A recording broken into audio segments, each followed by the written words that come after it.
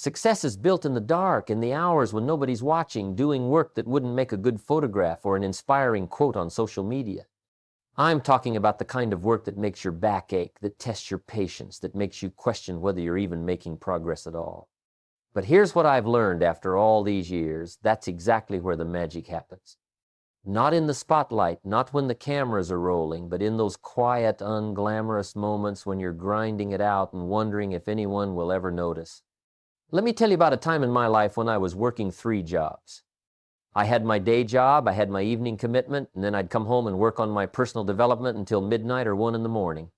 My alarm would go off at 5:30 and I'd do it all over again. Now, was that pretty? Absolutely not. Did my friends think I was crazy? You better believe it. But here's the thing. I wasn't building a highlight reel for other people to admire. I was building a foundation that nobody could see yet. I was stacking invisible bricks, one on top of the other, and most days it felt like nothing was happening. The breakthrough wasn't happening. The recognition wasn't coming. The bank account wasn't growing fast enough. But the work was getting done. See, we live in a world that shows us the finished product and hides the factory.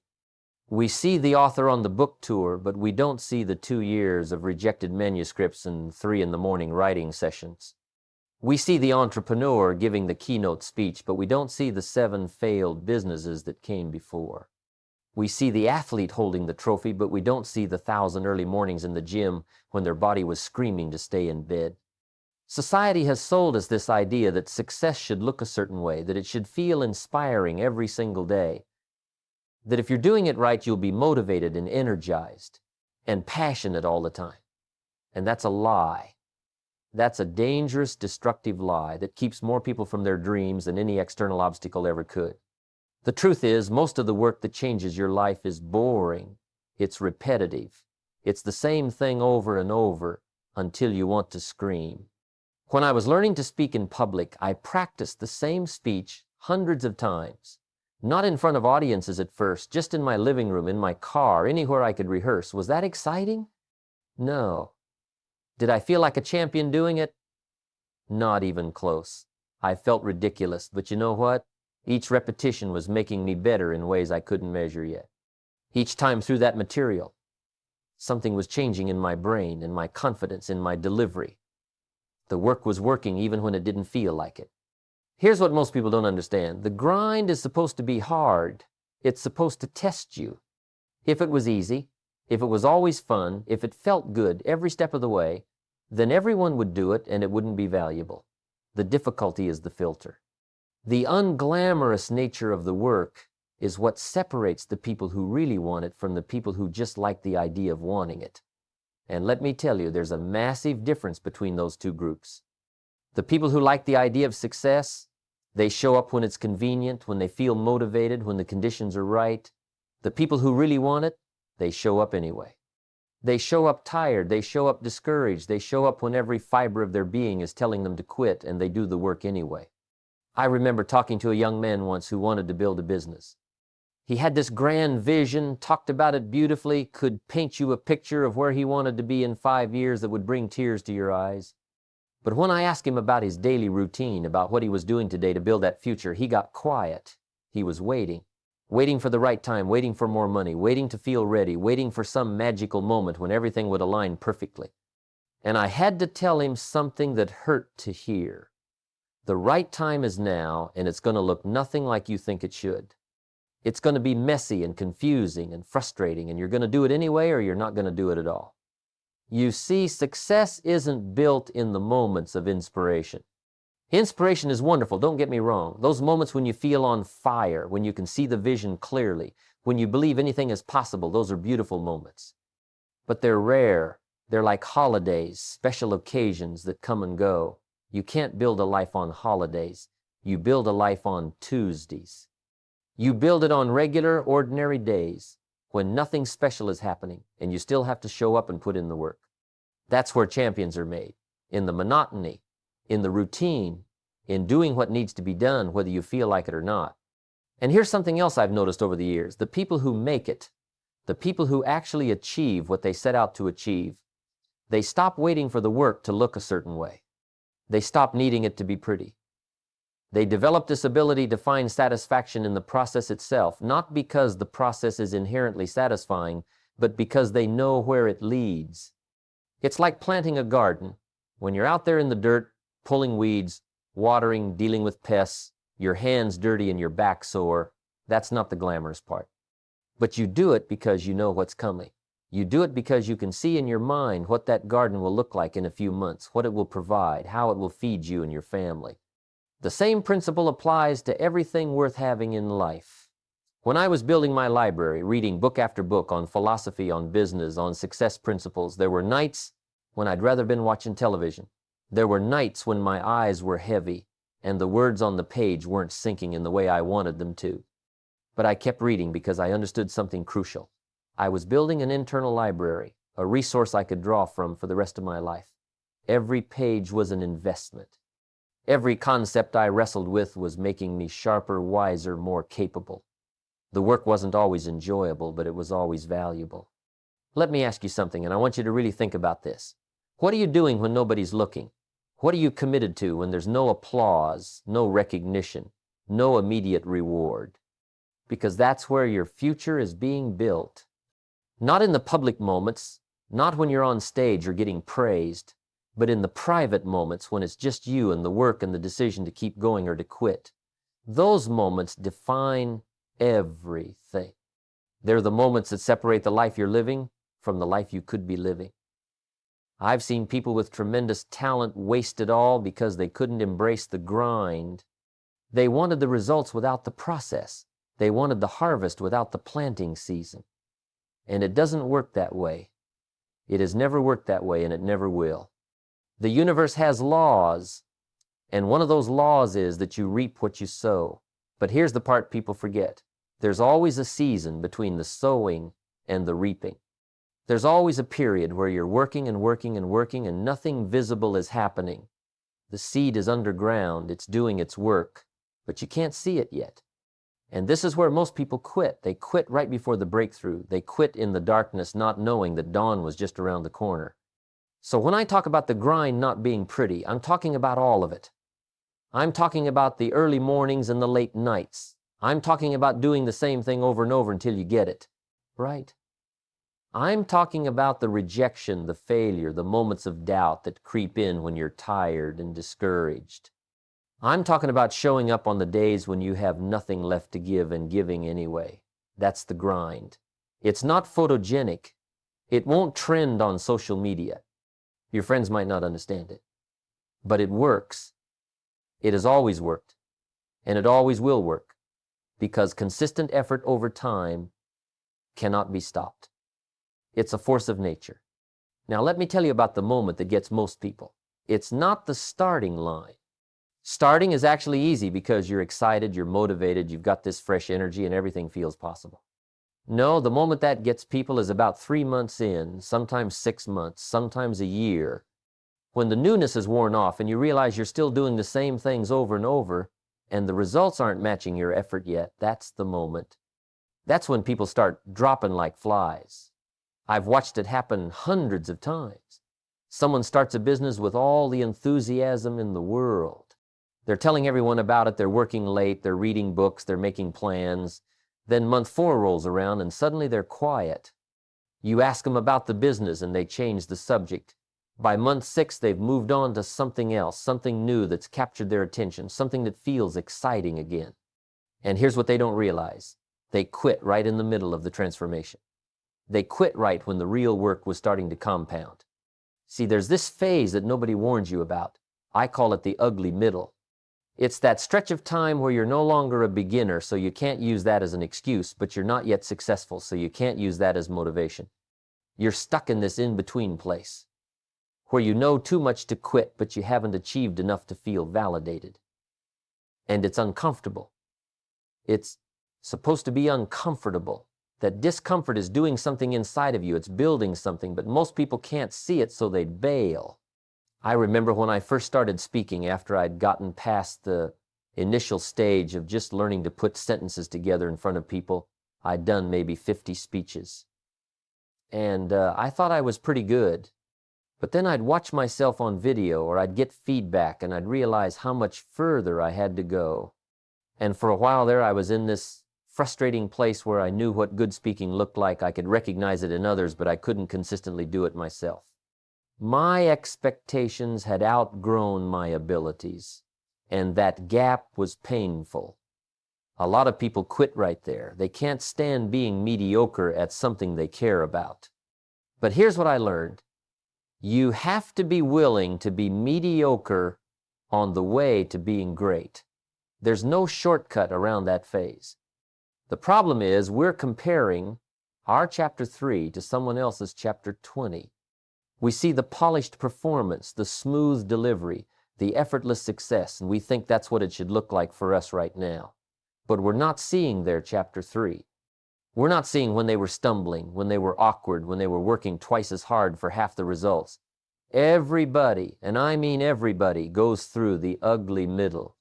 The difference is some people keep going and some people don't. Here's the truth about feelings. They're the worst possible guide for important decisions. Feelings change with the weather, with your energy level, with what you ate for breakfast. If you only work when you feel like it, you'll have a very inconsistent life. I learned early on that I couldn't trust my feelings to tell me what to do. Some mornings I'd wake up and feel like conquering the world. Other mornings I'd wake up and feel like staying in bed. But the work didn't care how I felt. The work was there either way. And the person I was becoming was being shaped by whether I did the work, regardless of my feelings, or whether I let my feelings dictate my actions. Let me tell you what happens when you make feelings your master. You become weak. Not physically weak, but weak in character, weak in discipline, weak in your ability to follow through. Because feelings are temporary. Motivation comes and goes like waves on a beach. Some days the waves are high and powerful, some days they're barely ripples. But the beach is always there, the work is always there. And if you're only showing up on the high wave days, you're going to have a very disappointing life. I've met people who are incredibly talented, naturally gifted in ways that most of us aren't. And I've watched some of those people accomplish nothing of significance because they never learned to work when they didn't feel like it. They never developed that muscle, that ability to override their immediate desires for their long-term goals. And then I've met people with average talent, nothing special, nothing that would make you think they'd stand out. But they had something more valuable than talent. They had the ability to be consistent. They had the ability to show up day after day, whether they felt like it or not, and do what needed to be done. Consistency beats talent every single time in the long run. Talent might give you a head start, but consistency is what carries you across the finish line. And here's something interesting I've noticed. The people who rely on talent, they often quit faster when things get hard because they're not used to struggling. Things have come easy for them, so when they hit that first real obstacle, that first moment where talent isn't enough, they don't have the tools to push through. But the people who never had natural talent, who had to work for every inch of progress, they've built those tools. They've built resilience. They've built the ability to grind it out when it gets ugly. There's a season for everything. You plant in the spring, you tend the crops through the summer, you harvest in the fall, and you rest in the winter. But you can't harvest in the spring. You can't plant in the fall and expect crops. There's an order to things, a sequence that can't be rushed or skipped. And right now, wherever you are in your life, you're in a season. Maybe you're in planting season. Maybe you're in the long summer of tending and waiting. Maybe you're getting close to harvest. But whatever season you're in, you have to do the work of that season. You can't skip to the next one. You can't demand results in planting season. Most people quit because they're trying to harvest when they should be planting. They're looking for the payoff after 2 weeks of effort. They're expecting transformation after 1 month of showing up. And when they don't get it, when the results don't match their timeline, they get discouraged and they quit. But the timeline isn't up to you. The seasons have their own rhythm. Your job is to do the work of the current season and trust the process. I spent years planting seeds that didn't seem to be growing. Years of reading and studying and practicing and getting better in ways that nobody could see yet. And there were plenty of moments when I wondered if it was worth it. Plenty of moments when I looked around at other people who seemed to be getting results faster and I felt frustrated. But I kept planting. I kept doing the work. And eventually the harvest came. Not on my timeline, but on the right timeline. And when it came, it was bigger than I could have imagined because I'd planted so many seeds over those years. Here's what I want you to understand. The grind is where you prove to yourself what you're made of, not to other people, to yourself. Every time you show up when you don't want to, you're making a deposit in your self-respect account. Every time you do the work when it's hard and boring and nobody's watching, you're building evidence that you're the kind of person who keeps their promises to themselves. And that evidence accumulates. It builds your confidence in a way that no external achievement ever could. See, when you achieve something because circumstances were perfect and you felt motivated and everything aligned, that's nice. But it doesn't build deep confidence because part of you knows it might have been luck or timing. But when you achieve something because you ground it out, because you pushed through when everything in you wanted to quit, because you stayed consistent when it was ugly and hard, that builds unshakable confidence. That builds the kind of certainty in yourself that nobody can take away from you. The grind teaches you who you really are. It strips away all the pretense, all the excuses, all the stories you tell yourself about why you can't. In the grind, there's just you and the work and the choice you make every single day. And that choice is revealing something about your character. It's showing you whether you're the kind of person who follows through or the kind who gives up when things get difficult. And the beautiful thing is, if you don't like what the grind is revealing about you, you can change it right now, today. You can decide to be different. Let me get practical with you for a moment. What does the grind actually look like in real life? Because I think a lot of people have this abstract idea of hard work, but they don't know what it means on a Tuesday morning when the alarm goes off. So let me paint you a real picture. The grind looks like making 50 phone calls when you only want to make 5. It looks like practicing your presentation one more time, even though you've already done it 20 times and you're sick of hearing your own voice. It looks like getting up at 5 in the morning to work on your business before your day job starts, even though you didn't get to bed until midnight. It looks like reading when you're tired, exercising when you're sore, being disciplined with your money when you'd rather spend it, having the difficult conversation when you'd rather avoid it. It's not dramatic. It's not the stuff of movies. Most days, the grind looks like the most ordinary thing in the world. And that's exactly why it works, because it's sustainable. You can't live in dramatic moments every day.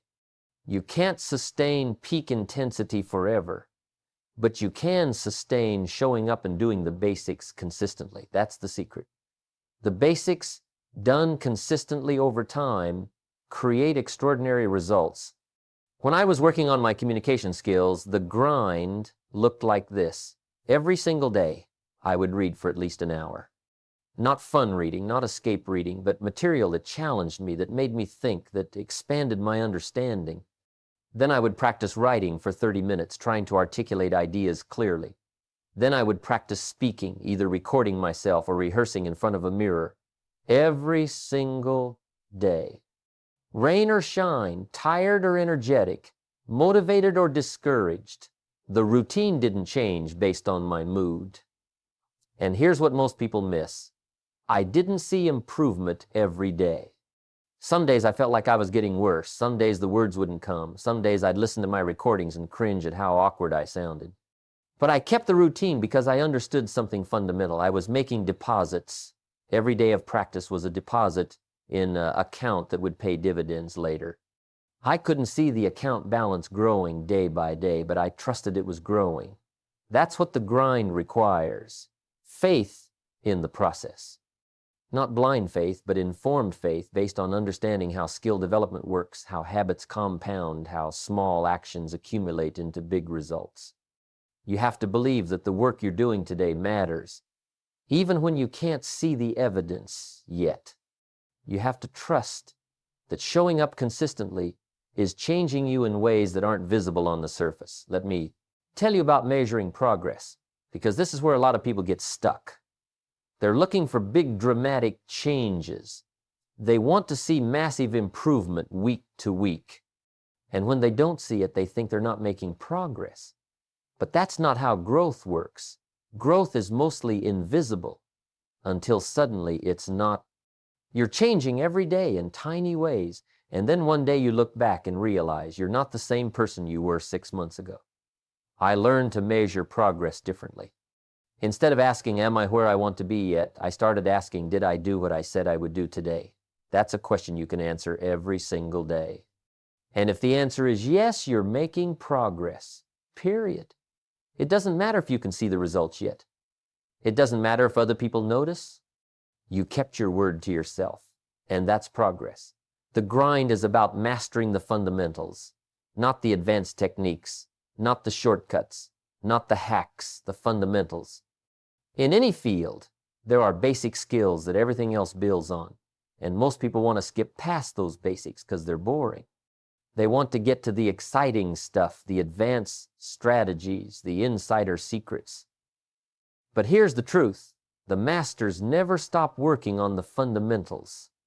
They understand that excellence is built on a foundation of basics executed at a high level. I watch people try to build businesses without mastering basic communication. I see them trying to get rich without understanding basic financial principles.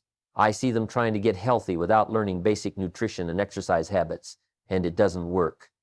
You can't build a skyscraper on a weak foundation. You have to go back to the basics, even when it feels beneath you, even when you think you're past that stage. The basics are called basics because they're the base of everything else. Here's something else about the grind. There are no shortcuts that don't cost you something important.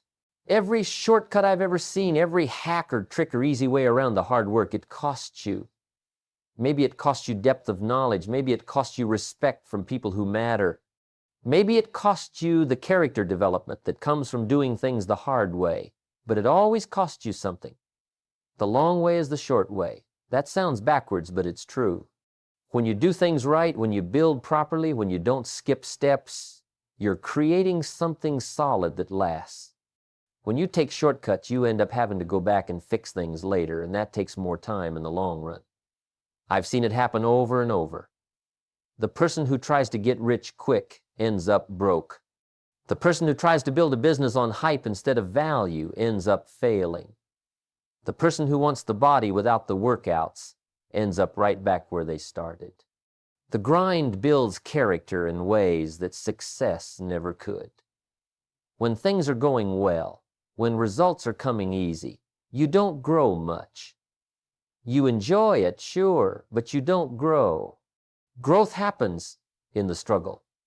It happens when you're pushing against resistance, when you're doing something that's hard for you, when you're uncomfortable and you stay there anyway. That's where you become more than you were. Here's what nobody tells you about the grind. It changes who you are in ways you never expected. Most people think they're grinding to get something, to achieve a goal, to reach a destination. And sure, that's part of it. But the real transformation isn't in what you get.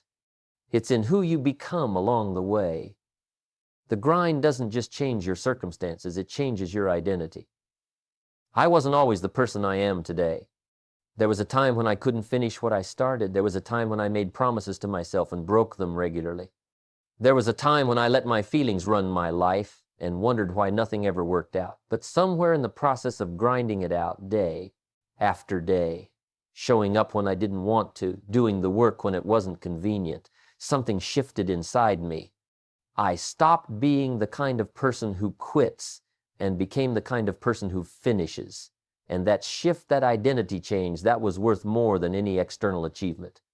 See, when you commit to the grind, when you decide you're going to see something through no matter how long it takes or how ugly it gets, you're making a statement about who you are. You're drawing a line in the sand, and every day that you honor that commitment, you're reinforcing that identity. You're collecting evidence that you're the kind of person who does what they say they're going to do. And that evidence accumulates into something powerful. Self-trust. Self-trust is the foundation of everything else. You can't build confidence without it. You can't take risks without it. You can't pursue big dreams without it. And you can't develop self-trust by talking about it or thinking about it. You develop it by keeping promises to yourself, especially the small ones that nobody else knows about. The promise to get up early, the promise to work on your craft, the promise to stay disciplined with your habits. Those private promises, kept consistently, build the kind of self-trust that makes everything else possible. I'll tell you something I discovered about persistence. It's not just about stubbornness or refusing to quit. Real persistence is intelligent. It's about staying committed to your goal while being flexible about your methods. A lot of people confuse persistence with doing the same thing over and over, even when it's not working. That's not persistence, that's foolishness. True persistence means you're constantly learning, constantly adjusting, constantly getting better while maintaining your commitment to the outcome. When I was building my speaking career, I didn't just give the same speech the same way for years. I was constantly refining it, watching what landed, with audiences and what didn't, studying other speakers, reading about communication, testing new approaches. The goal never changed, but the methods evolve constantly. That's the grind, working the way it's supposed to. You stay loyal to the destination, but flexible about the route. And here's something beautiful that happens when you embrace the grind. It starts to affect every area of your life. The discipline you develop in one area bleeds into others. When you learn to push through discomfort in your business, you find it easier to push through discomfort in your health. When you learn to be consistent with your habits, that consistency shows up in your relationships. The person you're becoming through the grind isn't just better at one thing. They're better at being human. I've watched people transform themselves completely through commitment to the process. I remember a man who came to one of my seminars, overweight, broke, struggling in his marriage, no direction in life. He grabbed onto one principle: do the basics every day, no matter what. He started with his health, just walking 30 minutes a day and eating a little better. Nothing dramatic, but he was consistent. And as his body started changing, his confidence grew. As his confidence grew, he started applying the same consistency to his finances, then to his work, then to his marriage. 5 years later, I wouldn't have recognized him. Different body, different bank account, different relationship, different life, but most importantly, different person. The grind had rebuilt him from the inside out. That's what's possible when you stop looking for the easy way and embrace the process. The process isn't just about reaching a destination. The process is about becoming the kind of person who can handle that destination. Because here's something most people don't think about.